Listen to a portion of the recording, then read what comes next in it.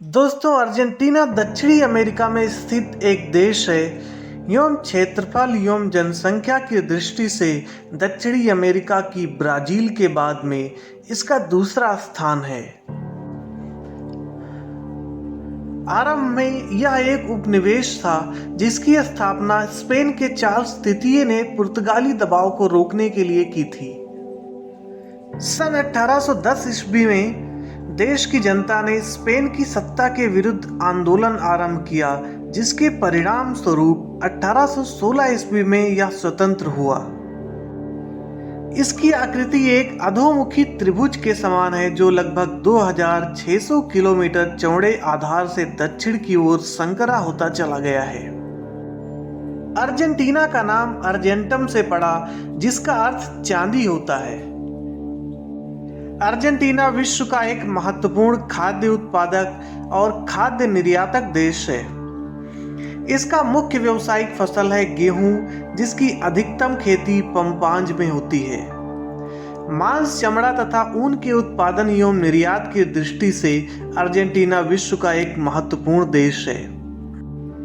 Argentina में Maradona की राष्ट्रपति के बाद सबसे ज्यादा इज्जत है, लेकिन वह कोई खास हैंडसम नहीं है। हाल में इटली के एक अखबार ने 18 से 30 के बीच की युवतियों की पसंद पूछी तो मैराडोना का नाम अंतिम था। अर्जेंटीना के दिग्गज फुटबॉलर डिएगो मैराडोना को नेपल्स की मानद नागरिकता से जुड़े एक मामले में सफाई देने के लिए अपनी मां की कसम खानी पड़ी थी। अर्जेंटीना में रसोइयों ने डाउन सिंड्रोम को लेकर जनता में जागरूकता बढ़ाने के लिए एक 500 मीटर लंबा पिज्जा तैयार किया। दोस्तों, डाउन सिंड्रोम एक प्रकार का आनुवांशिक विकार है जिसके कारण बौद्धिक व शारीरिक विकास बाधित हो सकता है। अर्जेंटीना का प्राथमिक धर्म रोमन कैथोलिक धर्म है। Pope Francis Roman Catholic church के 266वें पोप अर्जेंटीना के हैं। अर्जेंटीना की राजधानी ब्यूनस आयर्स है। अर्जेंटीना पेसो को अपनी मुख्य मुद्रा के रूप में उपयोग करता है और 1800 के दशक की शुरुआत से ही पेसो का उपयोग किया गया है। अर्जेंटीना के झंडे में 3 मुख्य रंग शामिल हैं। 2 नीली धारियां सफेद रंग की एक पट्टी को घेरे रहती हैं। सफेद पट्टी के बीच में एक पीला सूरज है। सूरज को अर्जेंटीना के हथियारों के कोट पर भी पाया जाता है। यहाँ की लगभग 97% आबादी यूरोपीय मूल के लोगों की है। अर्जेंटीना में सॉकर एक बहुत लोकप्रिय खेल है। बच्चे और बड़े दोनों खेल में शामिल हो जाते हैं और अपने खाली समय के दौरान इसे खेलना पसंद करते हैं।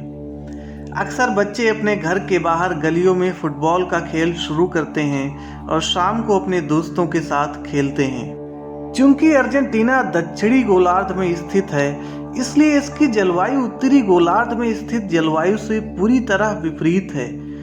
जब संयुक्त राज्य अमेरिका में गर्मी का समय होता है तो अर्जेंटीना में सर्दी होती है।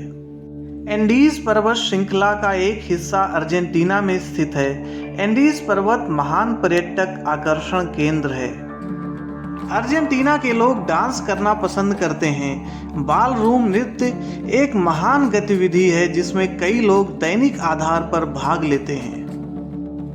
अब तक पहचानी जाने वाली सबसे पुरानी डायनासोर प्रजाति का पता अर्जेंटीना और ब्राजील दोनों से लगाया गया था। इस कारण से कई जीवाश्म विज्ञानी इस दुर्लभ डायनासोर और अन्य जानवर के बारे में अधिक सुराग खोजने के लिए अर्जेंटीना की यात्रा करते हैं। अर्जेंटीना लैटिन अमेरिकी देश है जिसमें सबसे अधिक नोबेल पुरस्कार विजेता है। अर्जेंटीना के 5 लोगों ने विज्ञान और शांति की श्रेणियों में नोबेल पुरस्कार जीते हैं। अर्जेंटीना के लोग अपनी खुद की कारों को चलाने की बजाय सार्वजनिक परिवहन का उपयोग करना ज्यादा पसंद करते हैं। यह एक ऐसा देश है जो शराब बनाने और निर्यात करने के लिए भी जाना जाता है।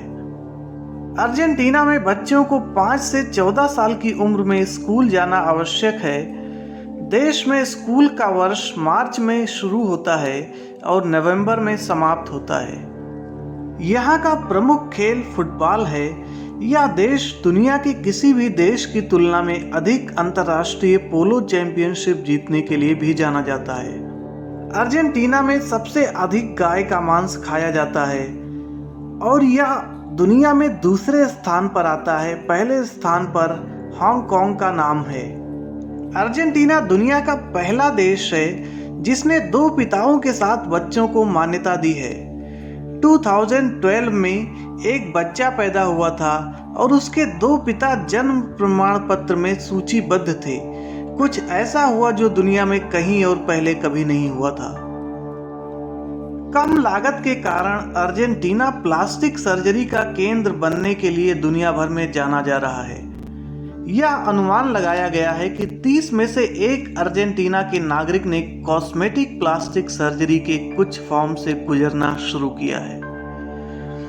दुर्भाग्य से इस देश में सिर्फ प्लास्टिक सर्जरी से अच्छे दिखावे पर ध्यान केंद्रित किया गया है। इस देश में दुनिया में एनोरेक्सिया की प्रति व्यक्ति दर सबसे अधिक है। समस्या केवल महिलाओं तक ही सीमित नहीं है। जैसा कि शोध से पता चला है कि बीमारी के लिए इलाज किए जा रहे रोगियों में से हर 8वें पुरुष में भी है। दक्षिण अमेरिकी महाद्वीप पर अब तक के सबसे गर्म और सबसे ठंडे तापमान अर्जेंटीना में रिकॉर्ड हुए हैं।